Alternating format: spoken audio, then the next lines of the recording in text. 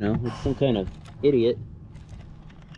Welcome back to the Lakeshore Project. In this video, part 1 of 2, we're going to get into laying out lap siding, installing lap siding, pre-assembling window trim, the corrugated fastener tool. So let's get into it. Don't kick me in the face. Okay. Want me to count it down or you? Yeah, you do the countdown this time. 3, 2, 1.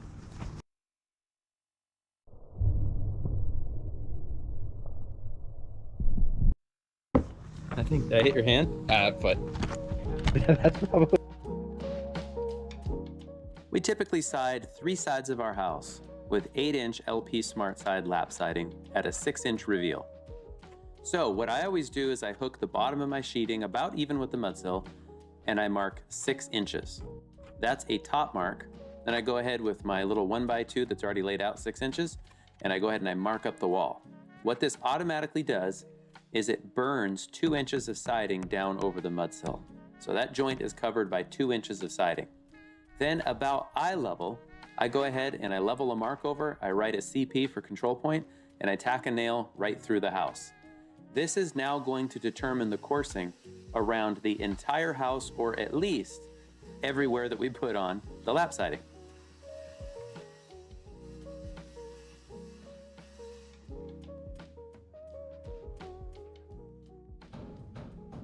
So this is that same corner, but on the inside of the house, obviously. So what I'm measuring from is the top of the bottom plates. I'm gonna measure to the center of that nail, I'm gonna write that on the wall. Now all I have to do at all of my outside and inside corners is butt the bottom plates, measure up whatever that mark is, and tack a nail out. So that's what I'm about to do here in the back of the living room. Typically for us, our floor is going to be the best reference point all the way around the building until we get to the garage. But that's easy enough to transfer. Now you can measure down from top plates over there. Basically, here's our thinking. We do our own concrete work and we use the laser to establish grade. We know our concrete is flat because when we anchor down our mudsill, we're going to eyeball all of that. Every time we pull out a laser, we're within 1/8 of an inch all the way around. That is more than good enough in my book for siding. We never install siding with a laser unless for some reason we got pulled off the job and we have to come back later and the house is already drywalled.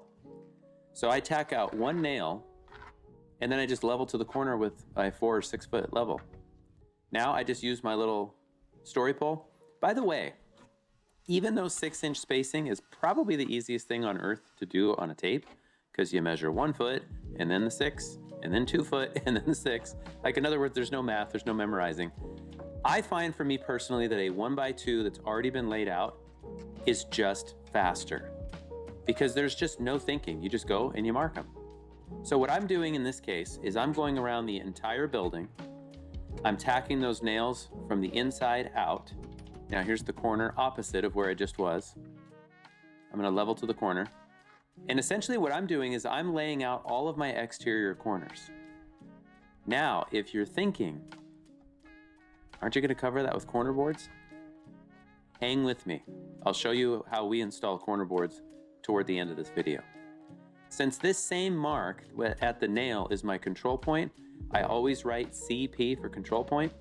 And as often as I can, I go ahead and I snap from outside to outside or outside to inside corners, just like I'm gonna do here. Now this is before we've hung the sliding glass door, mostly because it was back ordered.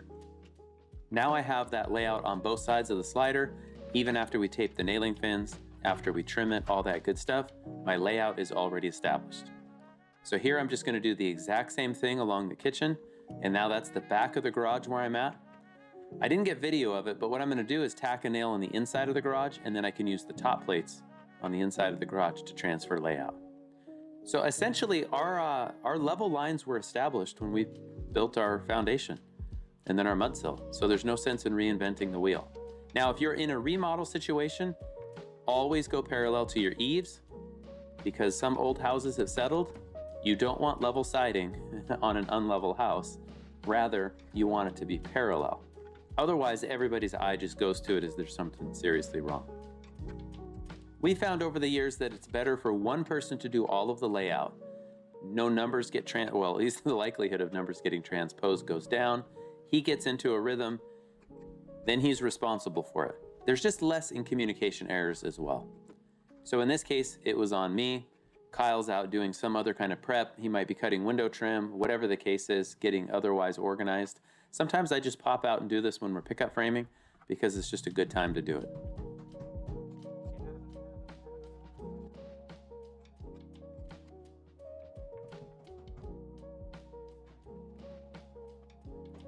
So here's that control line or control point snapped all the way across.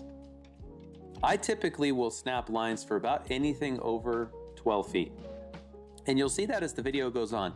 LP Smart Side, it's 3/8 lap siding. It's an engineered wood product. It is not perfectly straight. So when you hang it on the wall, you'll see how you kind of have to adjust. A lot of times I nail from one end, go to the middle, and then go to the other end and nail all the way through. But you're always adjusting it. So I find that for me personally, like in this case behind the master bedroom wall, it's easier to just snap all of the lines. It only takes a second, and we just try to simplify things as much as possible for when we actually install the lap. Now in this case, that big rake wall that you saw in the previous videos, it's like 44 feet long or something. So I stretch a dry line all the way through. I go to the middle with my speed square and I push up 1/8 of an inch to account for the sag. Mark the wall. Now that's all I'm doing here is I'm marking my layout. So how do you snap a line on a 44-foot long wall with no sag? Well, I'm glad you asked. So what I'm doing is snapping from each end to the control point. Now I'm going to tack nails at each of those lines. This is the middle of the wall, so about 21 feet, 22 feet in. Did I say it was 44 feet? So that would be 22 feet in. I tack nails along a stud because I'm not going to pull these nails. I'm going to drive them flush. If I pull the nails, then technically I should really patch that hole. I don't really want to patch that hole.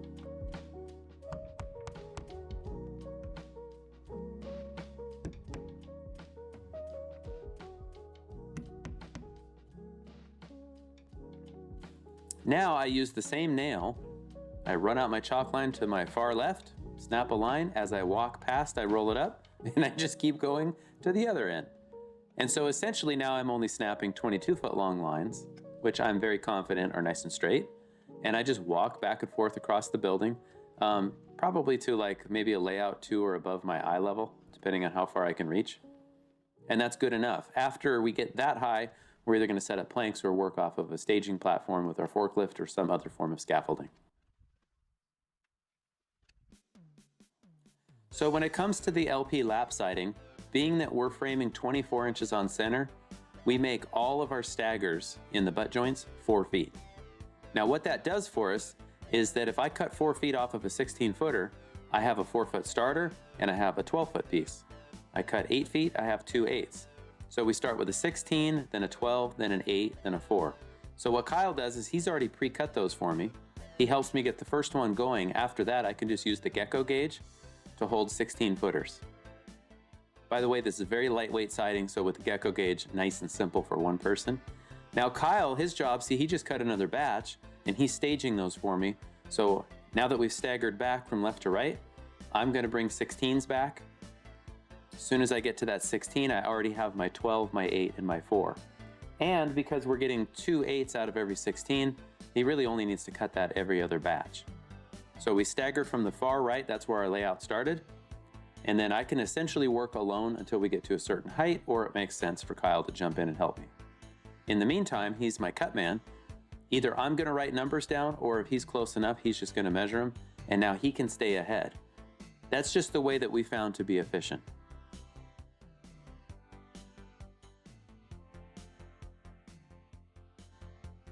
I'll put a link in the description for these gecko gauges, siding gauges. We don't use them as gauges. We use them as basically a second pair of hands. 16-footers you could technically hang by yourself, but because we're trying to eyeball that 3/8 of an inch gap, 3/16 inch gap. LP warranty requires a 3/16 gap. So that's like really important. So that's where I always start nailing. Anyway, I should really be doing an Amazon affiliate because these gecko gauges alone are worth the money. I really should start Amazon affiliate links, but anyway, go check the description. I highly recommend these if you're putting on lap siding. You can buy them in 5/16 thickness for Hardy, or in this case 3/8 for LP.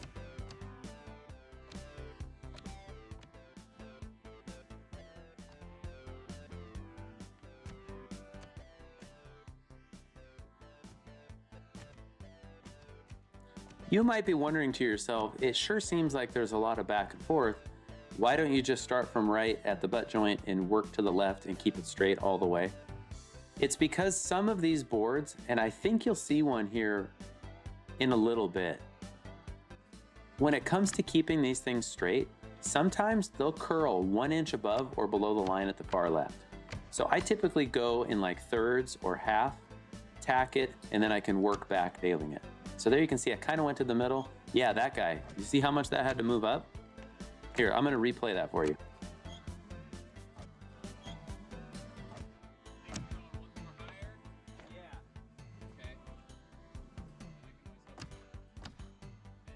As I nail, of course, this is one of the huge advantages in Zip System.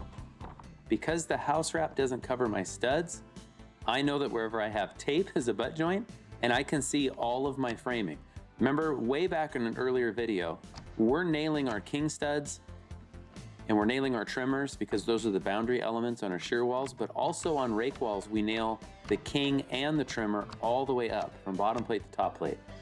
So now as I'm going through a nailing, I can just aim for where our shear nails are.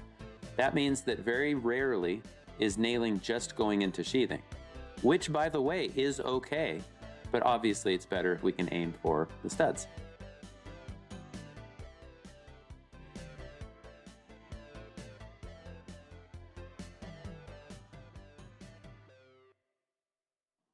So there again, I nail in the end. I go over like 6 feet, 8 feet, whatever it was, tack it. Since I'm already there, I can just nail to my right.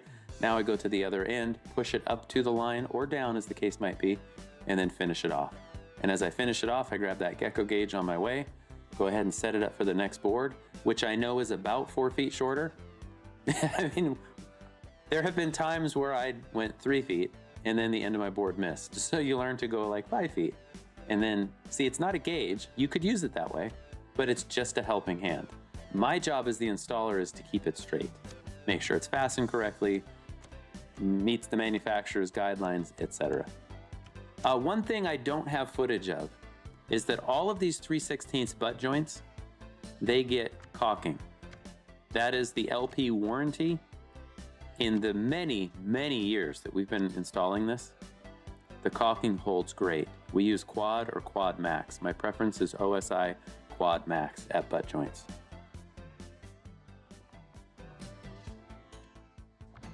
By the way, here's a trivia question for you. Why do we caulk butt joints? In this case, it's a 3/16 gap. Other sidings are different. Why are we caulking those? It's not to keep the rain out. Obviously, it's good to keep the water out or the weather, but in reality, its primary function is to keep UV away from your weather-resistant barrier on the backside where it can break down. And that's why when you go and you rip lap siding off old houses, like really old houses, and you rip the cedar off, you never find rot at the butt joints. You primarily find it around eaves where there's a lack of kickout flashing, tops of the bottoms of windows, and corners, but not at the butt joints. So anyway, little factoid for you that is worth the price of admission being free. Obviously though, we want to use a high quality sealant. You'll see in a future video on another project, we've since replaced this detail. We no longer use caulking, but we use pan flashing like we used to use with fiber cement, but we don't caulk anymore. And we butt our lap siding just a little bit tighter. And basically those joints disappear. All you have to do in that case is an extra layer of paint on the factory primed butt ends. Anyway, huge digression.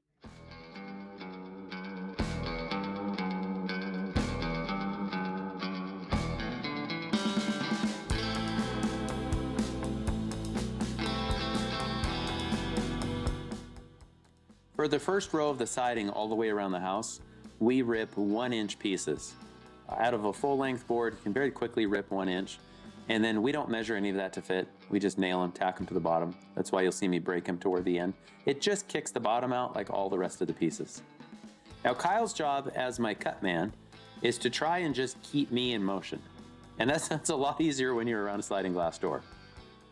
He just counts pieces, as you can see, and then it's my job to install them. Now, once again, I will mention there are no corner boards yet. Oh, you can kind of see the one in the distance there on the far right. I'll show you at the end of the video how we install our corner boards.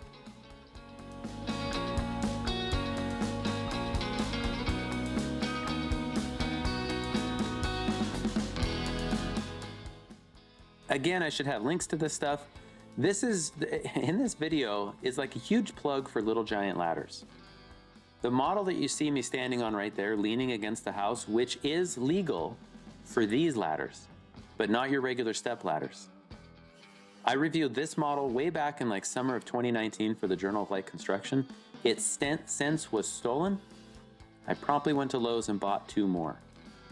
Partly because we can lean them against the wall, but as you're going to see here in just a moment, I can also extend that. So when it comes to siding, especially on a 1-story house, these Little Giant ladders are perfect because they can get us all the way up to the eaves very quickly without any kind of scaffolding. Once you're on the ladder, you just work your way up. It's not like you're up and down, up and down, up and down.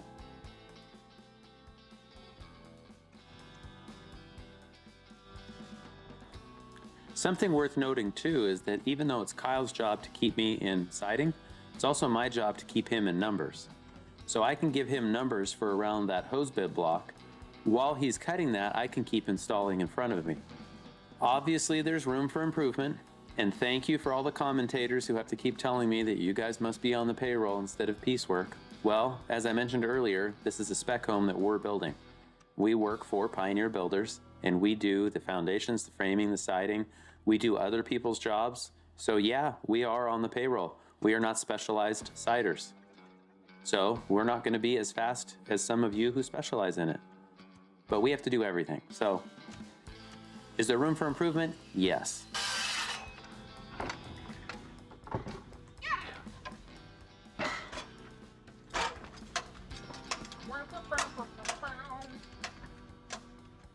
Oh, the light block? Ah. Well, I can buzz it in after, no worries.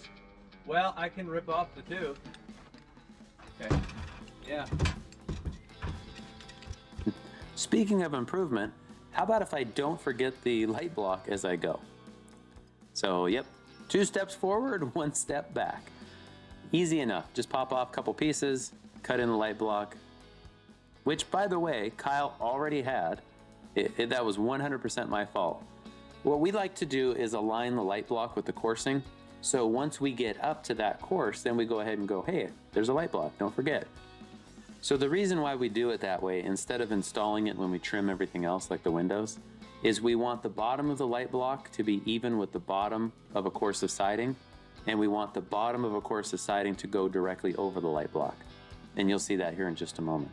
So normally, we put the light block on as we go, and then we can align it. So you can see how, yep, we put the metal on the top, we go ahead and tape it. Always roll your tape. And then now Kyle can cut those little pieces. I will install them correctly. And hey, we're back in business. Who doesn't make mistakes? Besides the people who comment on YouTube and Instagram. Those people are perfect. I don't know if you guys knew that, but people who comment, they're the fastest, the best, and the most perfect. Just ask them.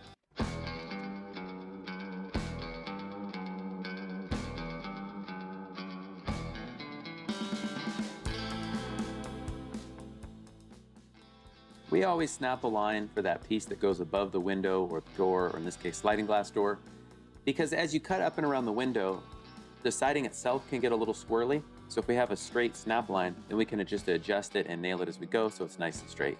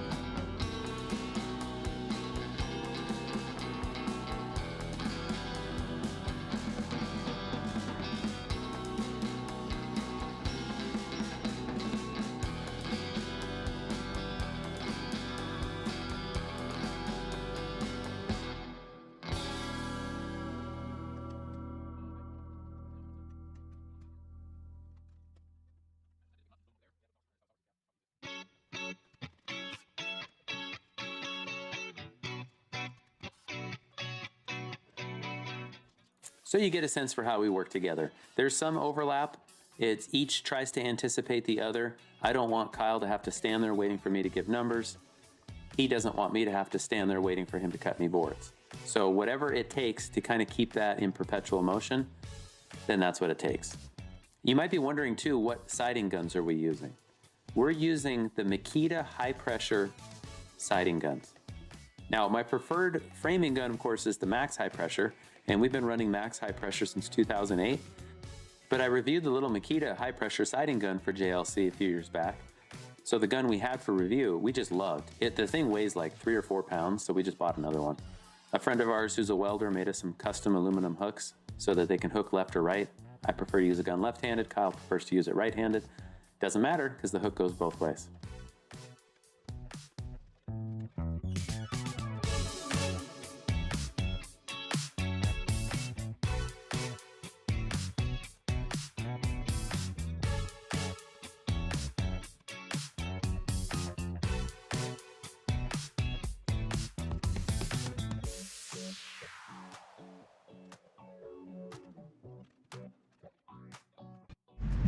I'll tell you when we're hot. Okay. We're hot. I like being hot. Oh.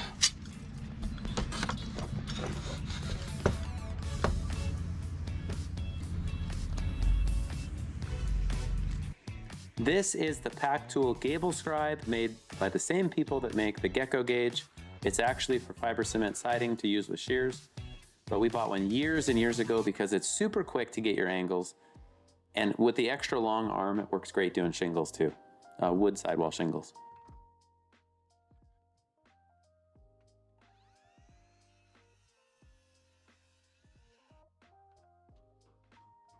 You might be wondering to yourself, you guys are really cutting window trim with your framing saw? Yep. There is no advantage to me of pulling out a miter saw for 99% of the work that we do. It's all square cut.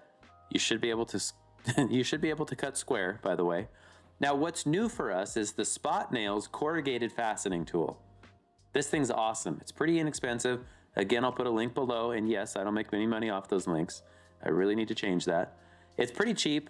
The box of corrugated fasteners will probably last us a year. Essentially, we're going way faster than pocket screwing. We don't need this to be like a lifelong connection. What we need it to be is nice and flat and strong enough to walk it over and hang it on the wall and then nail it to the wall. So for me personally, there is no advantage in biscuiting or pocket screw, especially with the LP trim. It doesn't cup or warp on a wall, and it doesn't really move. We've been using this stuff for over 10 years. None of it moves. And we regularly go back to those homes, by the way, because our families live in some of those homes. So as you can see, it's a 6050 window. I made it around front, carried it around the back, and I go ahead and nail it off. We'll do a future video. Actually, there is a video on my feed that gets into it in a little bit more detail. If they're large windows, carry them with 2 people. I know a couple guys that, well, me, tried to carry it by myself and the whole thing crumbled because I tripped over something. So it goes really fast, by the way. You can take all of your window measurements and you can pre-cut and do this all inside on a rainy day or a hot day and do it all in the shade, and it's ready to go. At the same time, you get your top measurement for your metal flashing. So you can save a ton of time, and it's only like a $200 gun. So this is one of those rare times where you save a lot of time for very little upfront cost.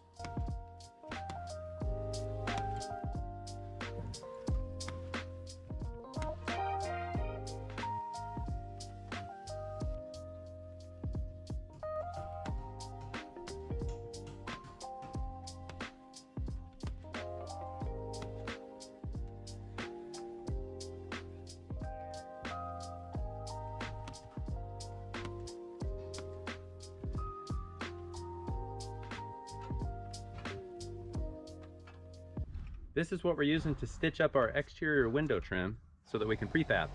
It's the Spot Nails X-Ray 1 Charlie 1016, and it shoots corrugated fasteners.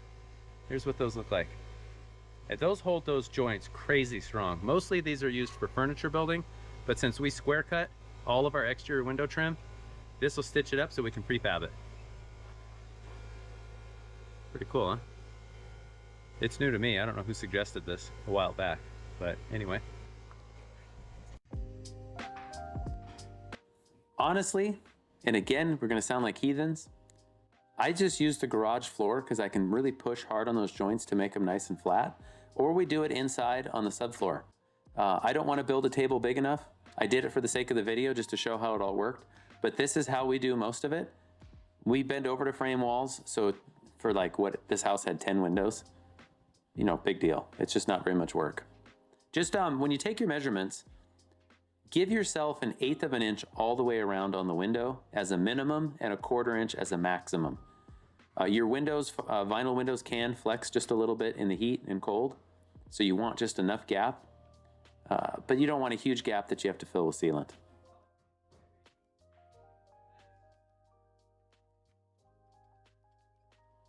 So the first time I built this window, I tripped and I just demolished the whole thing. The second time, I was like, hey Kyle, can you help me?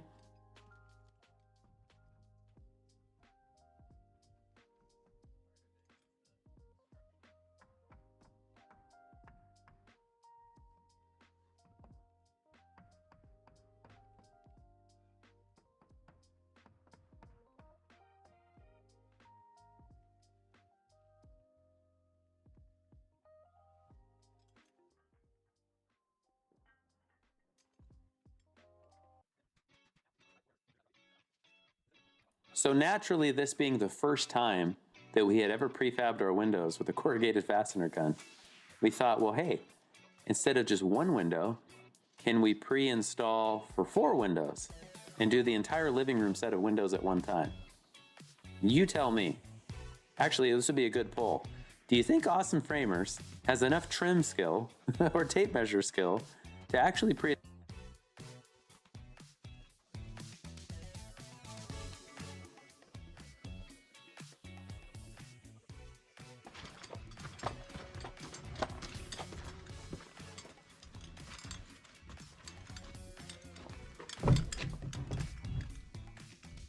Can I go your way? Oh. Yeah, I can go your way. I think it's just a matter of, I can get on the ladder, or I can hold it. You can get on that ladder. Just don't lean it against the. Okay, you got it. I got it.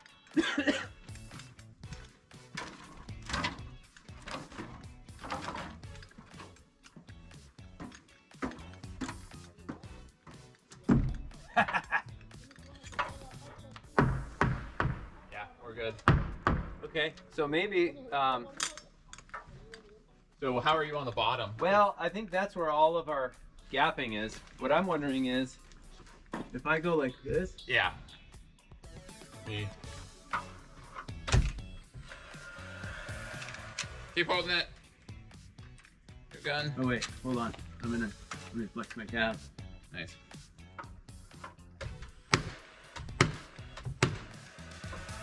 All right, so I have a 1/4 gap here. Okay. How are you? Similar. Okay. I think it is what it is. We just go with quad. Okay. I I can, yeah. Cool. Okay. I think we're good. Yeah, I think I could probably.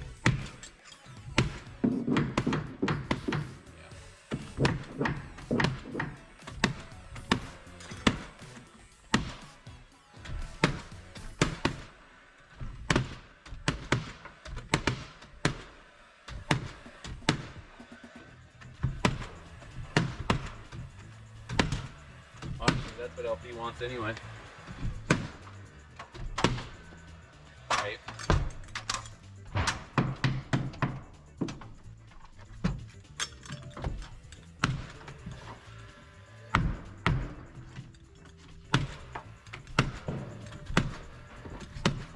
I can get the rest of it off the platform. Okay. And then I could even pocket so that it's hardened throughout the day. Okay.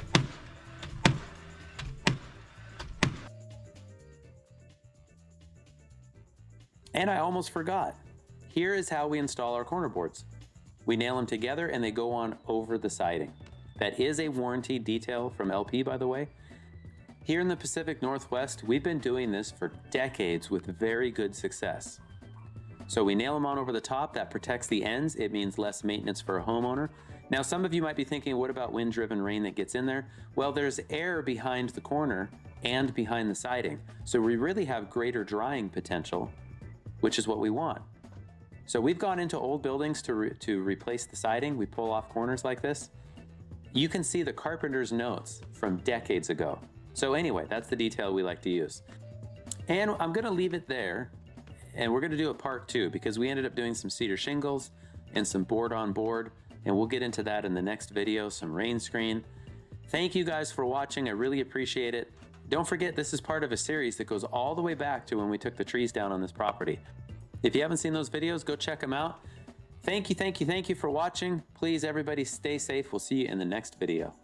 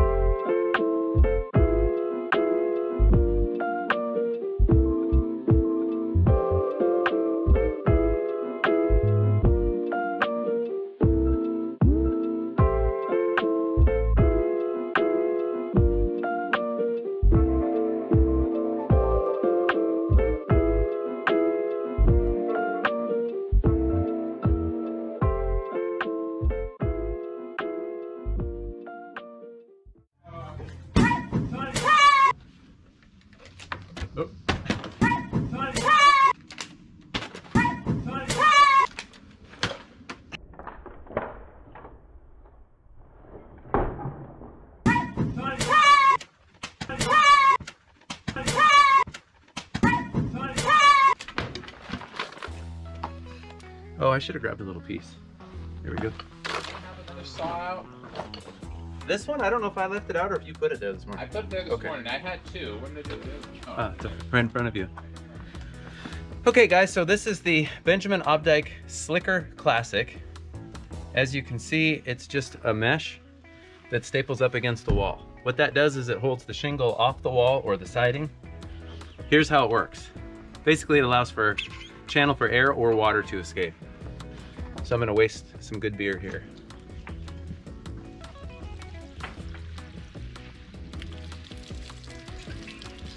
That's how it works. And it was actually water. Cool. Cool. Okay, this is part 2 of the Lakeshore Project siding. In the last video, we went over lap siding, layout, all that good stuff. In this video, we're gonna focus on the front of the house where we will install some cedar shingles pre-primed and some LP siding installed as board on board. So this is a vertical application of their smart side, but it's the 12-inch and it will go on vertically. So what's with the yellow stuff? I'm glad you asked. That's the Benjamin Opdyke Slicker Classic. It's been around for a long time. What it basically does is, I'm just stapling it on the wall. And by the way, I find that scissors work way better than a knife.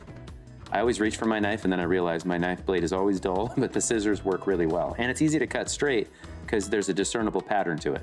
Anyway, this stands your siding off of the wall about 1/4 inch.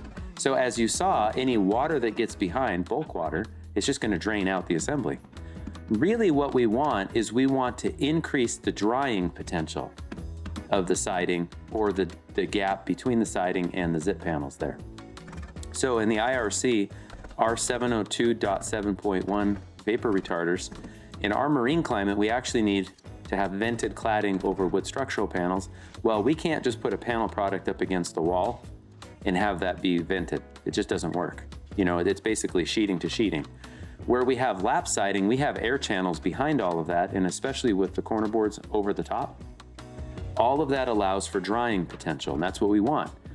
Can't do that in this case, and of course everybody knows that for cedar shingles, having venting behind the backside of your cedar shingles will increase the longevity of your paint and the siding itself. So that is a really long explanation of why we're putting this on. Because we're gonna put cedar and because we're gonna put 12-inch pieces of lap siding installed vertically, nailed flat to the wall. We're using this product because, as you saw, any water that gets back there is going to drain, and any vapor that comes from inside the house has a way out. So let's get into the nuts and bolts. These rolls are very lightweight. If you've installed house wrap or tar paper, this is even easier because it's super light. In some respects, it's a little annoying at first because you have to snip or cut with scissors around windows. It's really not that big of a deal, as you can see. This literally was the first time I've ever installed it, and I consider myself an expert now because it's that simple. Basically, if there's any cutting you need to do, I would recommend doing it for the most part on the ground or on a table.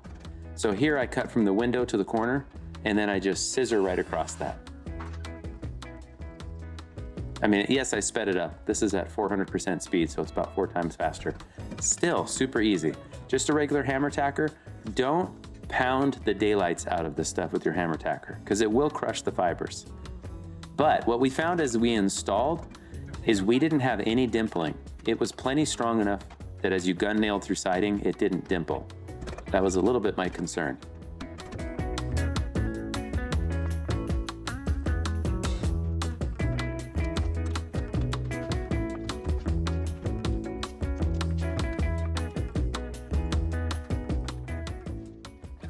We chose to install it right up to the windows. The windows are already correctly flashed. You can see that in previous videos. It's all taped to the wall. It's an airtight detail. Once we get done detailing the inside, we blower door test, blah, blah, blah. Nobody cares about that. If you do, you're way cooler than me. Anyway, we go right up to the windows because then all of the trim also stands proud. It also means we don't have to account for that 1/4 inch when we pack out the LP trim. So it's one less detail to worry about. There's no need to like layer this stuff and flash. You notice that even between the layers, I have a little bit of a gap. That's okay. Its only purpose is to stand the siding off the wall. So it doesn't have to be installed meticulously like some house wraps do and all that stuff. We just need it to be there for that gap. So in some respects, even though it's not a cheap product, it's really easy to work with and you don't have to be super, super detailed. And this is how we always start board-on-board siding with LP SmartSide.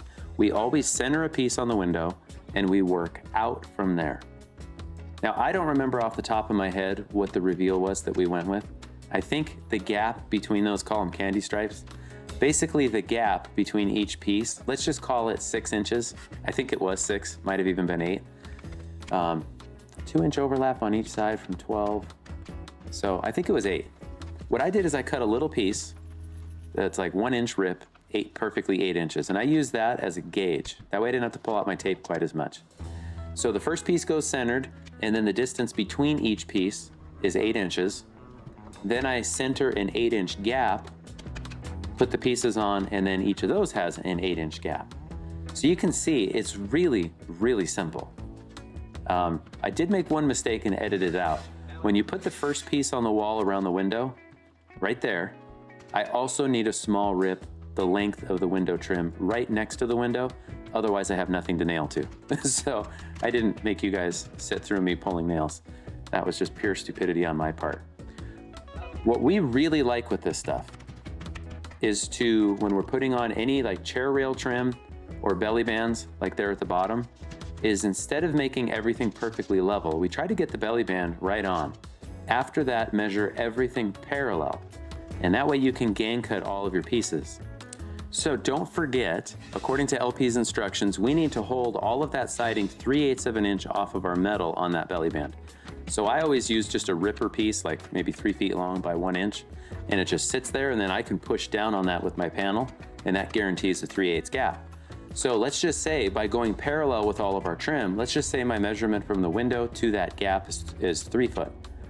Since LP requires us to be 1/4 inch short to allow for expansion, I'm gonna cut all my pieces 35 3/4.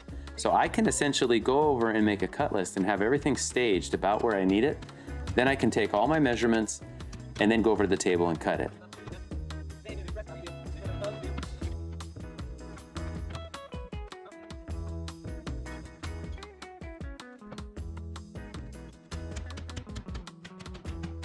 Some of you have really good vision, and you're going to notice that I'm short of the soffit with all of these panels. Remember, LP wants us to be a 1/4 inch short to allow for expansion. That makes life for you and me really easy because we have some slot built in. So we can cut everything deliberately short. What we ended up doing was trimming that with a 1x2 nailed right over the bats, and we used a 16-penny nail to gap that off of the soffit. That even gap looks way better than a caulk joint. It's zero maintenance, but even better, it allows for full venting on that Benjamin Obdyke. In other words, it's not sealed at the top. So it's just a little trick that it looks good, it's super easy to do, and it actually serves a purpose. So that's like win, win, win. Win.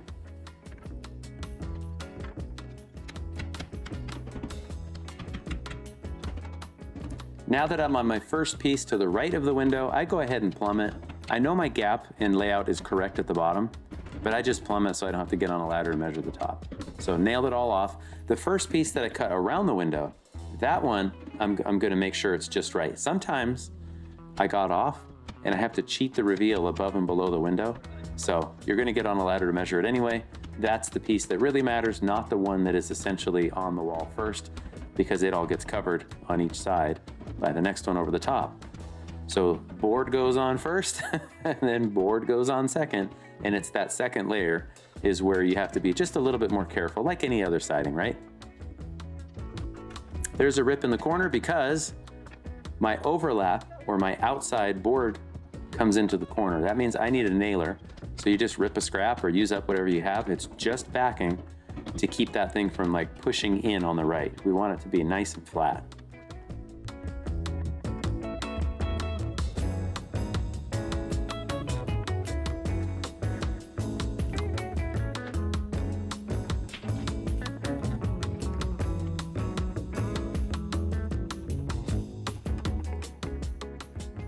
So yes, one downside is that it's all face nailed, but all of our trim is face nailed, all of the belly bands are face nailed, all of our fascia is face nailed. So we don't worry about that, but we do caulk the nail heads. So this is the smooth LP Smart side, and it is not forgiving when you finish it. So we use Big Stretch because it's very easy to touch up those nail heads without getting a shine after the wall's painted.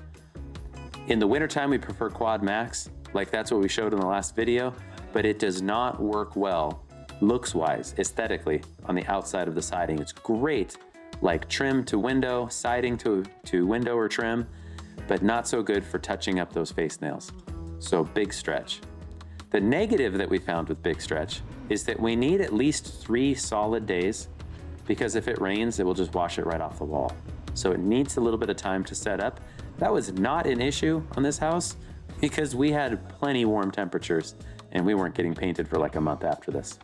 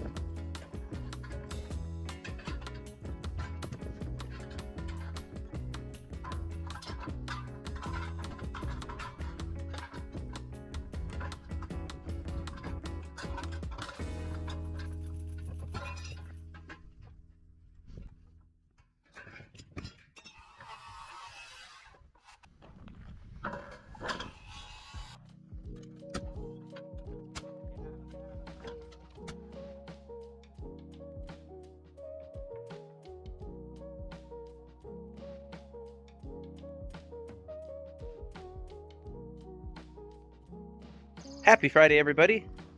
We are about to enter the heat dome. 90 today, 95 tomorrow, 104 Sunday and Monday. So stay safe. It's 7 o'clock and it's already over 70. And that's for us is hot. Normally our high would be 73 as an average. That's our low. So anyway, like my new blue T.5 work hoodie from True Work. Love these shirts. Oh, also temple tape. You cannot not wear temple tape. keep that sweat out of your safety glasses. So stay safe, everybody. Drink lots of water. I have a feeling Kyle and I will be going home around lunchtime because we can. Whew. It's like a sauna in here. So you don't want to know, one of the actual tricks to working in the heat is sit in the sauna for 10 minutes same thing. Sit in the honey bucket for 10 minutes every hour, and when you come out, you'll instantly feel a breath of fresh air. I think that joke works on multiple levels if you think about it. All right, I overdid it. Worked through lunch.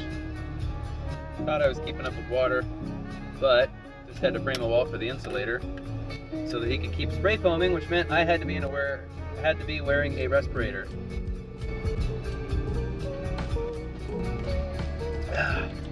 My weekend is starting now.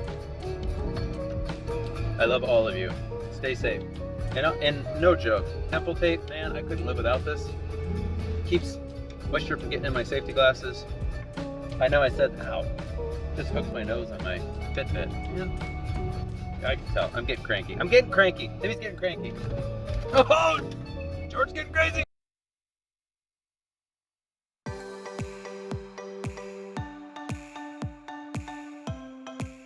Okay, before you ask, I do not know the paint color. That's just primer. And it seems like each batch that we get has a little different color. This one's kind of more of a bluish gray. Oftentimes it's just a grayish gray, if you will. Anyway, so I don't know what color it is. I like to install shingles to a snap line that I tack a 1x2 right to that line with a finish nailer. And when I nail it on, I only put a few nails and I aim for the keyways or the gaps between the shingles. And that way when I pull that board off, nobody's gonna see that little pinhole. Then I just work left to right or right to left, however, doesn't matter. I don't think I have a preference. I use the gun ambidextrously. You'll notice that we do not install corner boards first, and we are not weaving the corners. So first, why corner boards over the top? Because it's easy. I don't have to be super precise when I cut those shingles at the end. A lot of times I can score and break them with my knife. Second, we're not gonna weave the corners because it's labor intensive, it's expensive, and frankly, I don't think it's gonna be as durable as hiding those corners with corner boards. So that's just us. Remember, we have the home slicker, so we have plenty of drying. We don't need to worry about any kind of weather. That's it.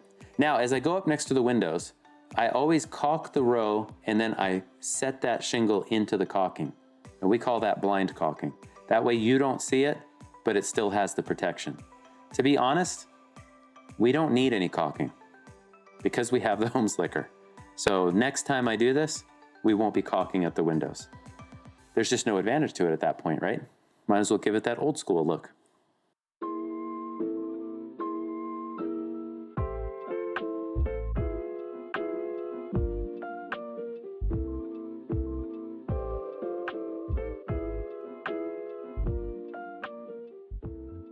I ran the slicker a couple of feet on the right, and that's because we were gonna bring the shingles around the same as that wall you just saw. Whatever depth that was, we do the same thing here, then we have a piece of trim, and then the lap siding that you saw in the last video.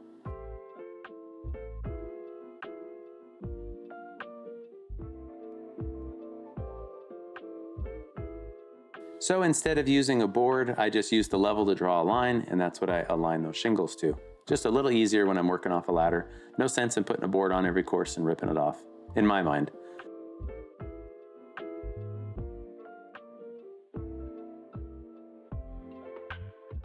So remember from the last video, the gable scribe?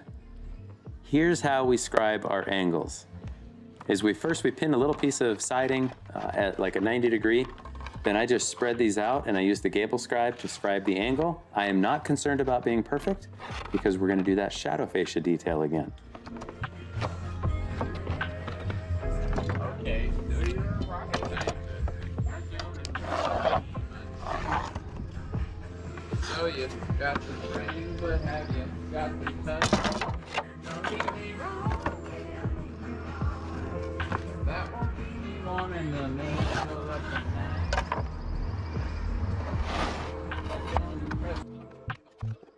Kyle can do that all day long. So this is how I like to cut shingles now, is I just roughly line those angles up and I make one cut through with the saw. It's not perfect, but it works well for me.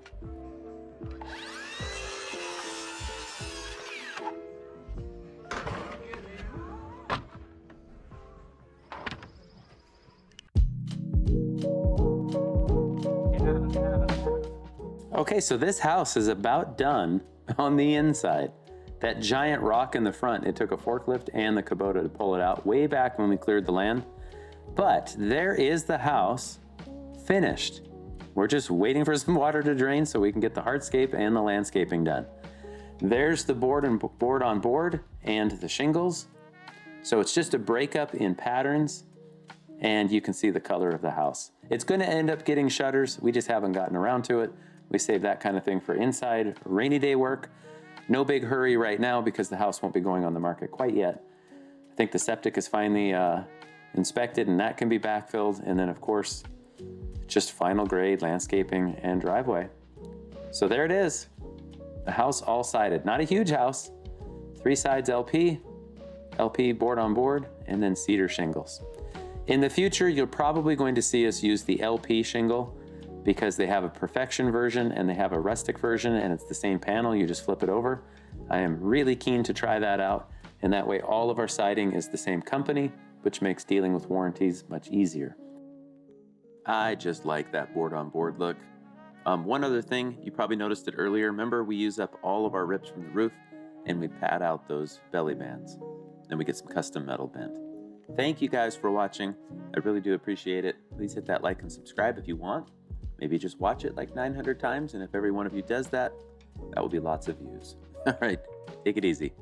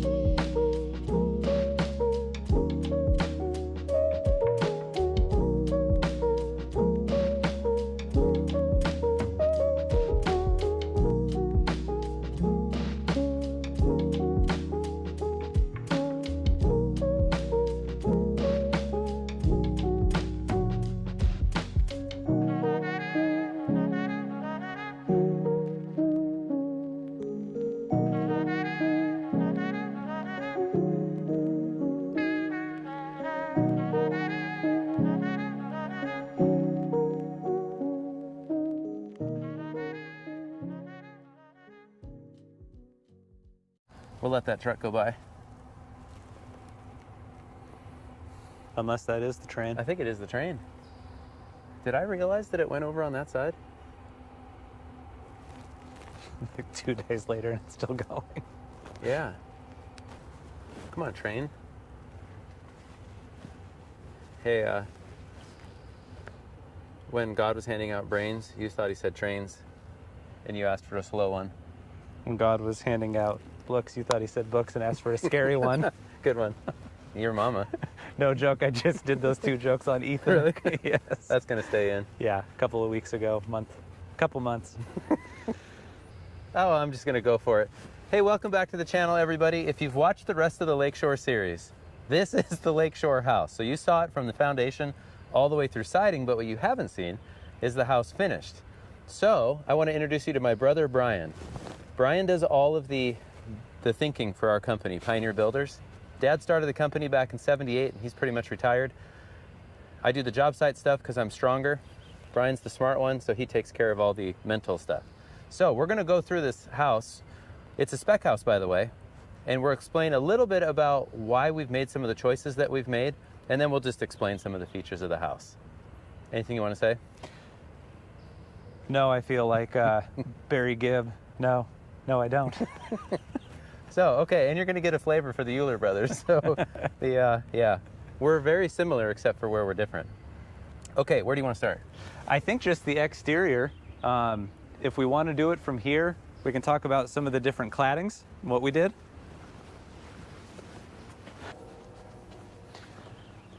I think the easiest thing is just to start talking about the cladding and some of the decisions that we made. So over here, we ended up using a primed cedar. We probably wouldn't go with that again, especially over on the gable on this side. There was just too much bleeding. So probably an LP product, which is actually what we did here. It kind of looks like board and bat or a board on board. And what happens is this piece might ordinarily go right up against your WRB. And then this piece creates a little air channel behind it. So what's a WRB, just for people that might not know? It depends on where you look, but it's either a weather resistive barrier or a water resistive barrier. Generally, it's to protect your wall assembly from liquid water. That could be rain, it could be melting snow, but it's really water in its liquid form to keep that from getting into your wall assembly. Okay, so just, you guys saw in our videos earlier, in the old days we used to use Tyvek over OSB, but since 2009 we've used Zip System. So Zip System is our structural sheathing plus our WRB. I always say weather resistant barrier because that's what all the cool people on the forum said 10 years ago. But now all the cool people on Instagram and social media all say water resistant barrier. So it's like GIF or GIF, even though it is GIF. GIF. Say it's GIF. GIF. One thing that I was going to add is even though our Zip is the WRB, in these cases, because this plank ends up getting put directly against the sheathing, we used Benjamin Obdike's Slicker Classic, which is a matrix product that basically offsets it to allow room for water to drain, and it allows also for air, so you can get some pressure equalization behind that. We used the same product behind this because, again, it's the same idea. A cedar shingle ends up being pushed flat against your WRB. So in those two cases, we use the Benjamin Obdike product just to make sure that we have that air gap. To give some more interest, this gives some nice detail, but it's a smooth product. It doesn't have a cedar texture to it. But then when you get this, look at how many shadows present themselves. There's just a different look. And that goes all the way up into the gable. And in this case, we wrapped the planking around, but that gable over the main part of the garage relates back to this gable. So one thing to note on the cedar shingles is they're all factory primed. So all sides and edges are factory primed. Well, buy them by the box, they're perfections. So they're smoother, which matches the texture of the LP board on board a little bit better. Here's a couple of tips as far as window design is concerned. Both of these are bedrooms, so you have to meet the egress requirements. But for looks, we just put the grids up in the top. These are actually sliders. So this will slide over, and we've got the opening size that we need. But had this been what it looks like, which is a double single hung, this area here wouldn't have been enough to meet the egress requirements. To talk a little bit more as far as even the color selection, most of the time we would have an accent color for our trim. In this case, we went pretty monochromatic throughout. We did have the downspouts painted.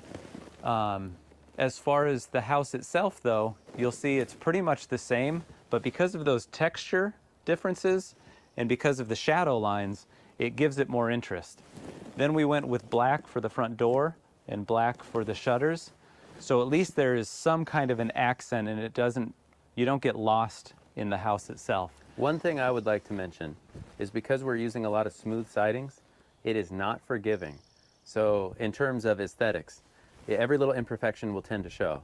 So we like a lot of shadow lines because it distracts the eye. It's also actually a little easier to install when it's layered and you have multiple shadow lines. A couple other things for the building science side of the assembly. If you notice at the bottom, there's a gap, and remember there's that Benjamin Slicker Classic behind this on the outboard of the Zip. Then when you look at the top, you'll see that there's 1x3, which naturally gives a gap where the recessed planks are. But instead of slamming that, butting it up tight to the soffit, it's held down just a smidge, and that allows there to be that pressure equalization that we talked about earlier. Okay, one thing that we've done for a long time is kick-out flashing, or diverter flashing, which is required by code. In this case, I order lefts and rights in black. They're all pre-made. They're a little big, let's be honest. A lot of people don't like that look, Our homeowners are never going to notice that, but from an installer standpoint, it's actually easier to side around it when they're bigger. Do you want me to talk about the E1 grinder? I don't think anybody cares about that. This particular house isn't on a septic system. It is on a municipal sewer system. Ideally, it would be on a gravity. We'll just keep going. But due to not having the slopes to work with, this is actually a low pressure main or a forced main system. What that means is you have to mechanically convey the waste, the sanitary waste from the house, to the municipal sewer station.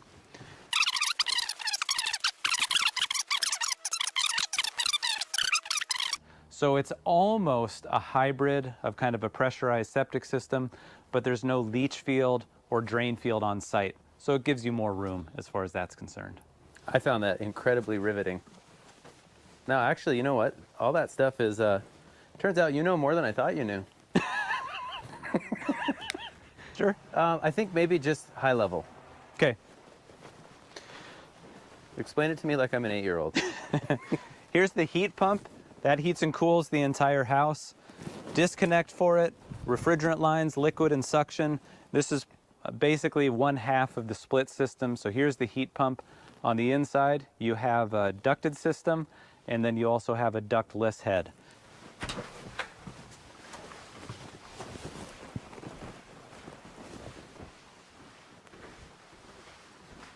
Are all the lights on? Yeah. Seems a little dark. Well, your glass. Okay. Wanted to walk you through some of the interior features of the house. So we've got the vaulted ceiling that runs all the way through, and you can see that there's 4 window units. It looks more like there's more panes. There's a lake out of the back here. And so rather than having the operable part take up all of the window, we went ahead and kept those low so that your sight line automatically doesn't get influenced by that. Then we have a fireplace, and over the fireplace, this is kind of our standard. We have a chase that you can run your low voltage lines down to the other side so that if somebody chose to hang a TV, they could have concealed wiring. As time's gone on, more and more people are worried about the carbon inside of buildings, not just energy efficiency.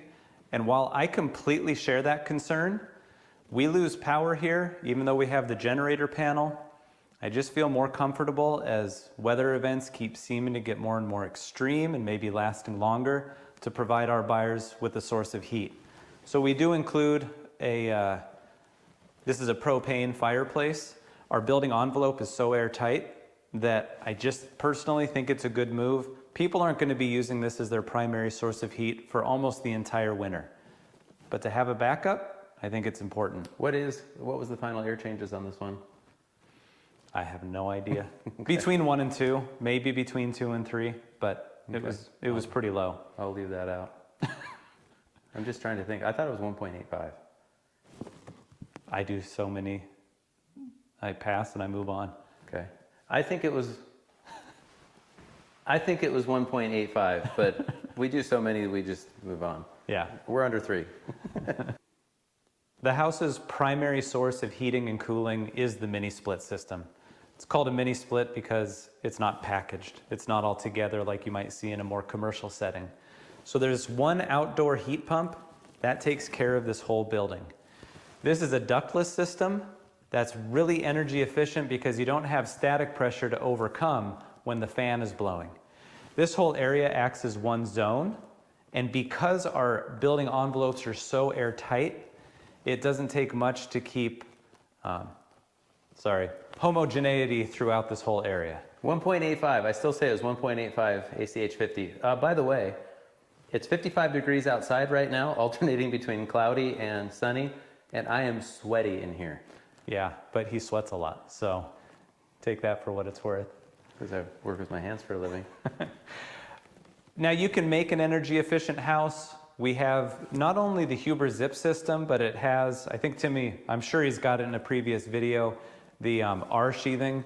So not only do we have insulated wall cavities, but we have continuous insulation on the building envelope. Houses have to look good or they're not going to sell.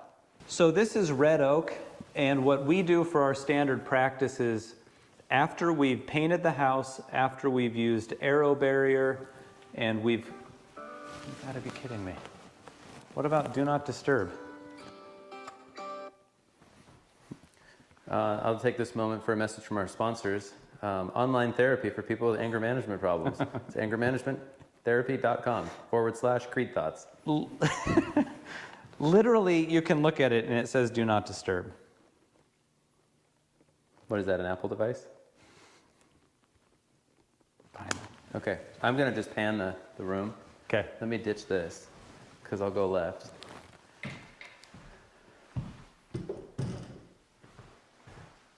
And this guy can hide. This isn't like a final. Okay, so you're going to, yeah, as you squat down, I'll come down to the oak. Okay. You can have a nice energy efficient house, but you also have houses that need to look good. So what we do as part of our standard is put in hardwood floors. This is probably 2 1/4 red oak. And for our sequence of installation, what we do is we paint the house, which adds moisture to it. After we textured it, mudded it, so you want to evacuate all of that moisture. Then we end up installing our hardwood. Over just a couple of days from installation, we put 2 coats down. Basically, it's just to protect the floor during construction. Then we essentially leave it to acclimate. You can see what ends up happening. The houses still end up drying out. So like right here, we've got a pretty decent sized seam. Right before the buyer moves in, they'll sand this one more time and put another coat down. So the floor will have done most of its movement and it's pretty well acclimated. We like the solid hardwood floor because we've gone to 24-inch centers in most locations of the house. You know, check your own flooring if you're comfortable with that, but it stiffens up the floor. And not overly stiffens, but enough so that it doesn't feel bouncy. Couple of features as far as the kitchen's concerned. We do have a microwave hood, so that would exhaust the air when you're cooking. Propane stove, stainless steel. One thing that we did is we did we did wood perimeter cabinetry, and then if you look at the island, we did a painted cabinet. Underneath here, we did a detail. If you would have had the cabinet company fabricate this, it would have been extremely expensive. But each of these guys are its own piece. We had to figure out how to finish out the corners. I think it worked out. Then there isn't a huge island itself as far as the cabinetry, but by having the overhangs on 2 sides, you end up having more seating area. You want to make sure you've got nice aisles for where your appliances are. And I think it worked out. Nice accent. Well, it's not even accent really. It's more of a feature light over the island. And then right off of the kitchen is a walk-in pantry, which comes in handy. Right now it's being used for storage of different things. One thing that we did, this is what, our 3rd, 4th time building this house. We did a skylight on this one, so you had to figure out your lighting, so we've got sconces. But in the Pacific Northwest, people can deal with seasonal affective disorder. The more light we can put in a house, the better. It can get awfully gray for a lot of months of the year. To the right, coming off of the entry, is basically the bedroom wing of the house. So there's 2 bedrooms there and a linen cabinet. It's always good to get as much storage in a house as you can. The main bathroom is off to the side as you come through. Different features in there. You want me to talk about any of them? Okay. And then you come into the master wing. So here is the hip tray. It adds volume to the house. We already have 9-foot ceilings throughout the main level, but this just adds a little bit more without it getting so voluminous that it's not cozy. Bedrooms now, they especially need to be a place of sanctuary and solace. It's got pretty big square footage, so there's even a seating area over off to the side. And then again, large window with a window up here to provide that natural light coming in. We haven't finished the site work on the back side. You can get an idea of what's going to happen, but we're moving dirt from the back to the front to fill that up and then giving more usable space. As we come into the primary bathroom, it's relatively simple but still spacious enough.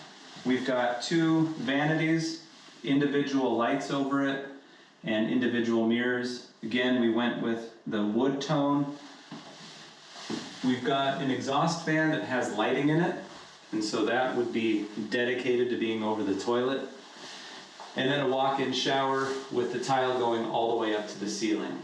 This happens to be a low water usage shower head. Then within the bathroom itself, again, you have a linen closet. You pretty much can never have enough storage. I'll just walk over. It's not gonna be anything special. Okay, so there's. Am I in the frame? Yeah, Was I? yeah. By the fireplace? Oh yeah. Oh, you know, all these muscles. Okay, so that was a walkthrough of the house. A lot of details on a lot of the features that we like to put into the house. Brian, as you can tell, obviously knows this stuff inside and out. So this was a spec house that we did the foundation in what? February of last year, of 2021? And these guys cleared the lot. I don't know how many trees they dropped.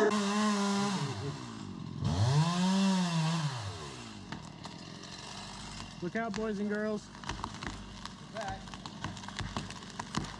Look your eyes.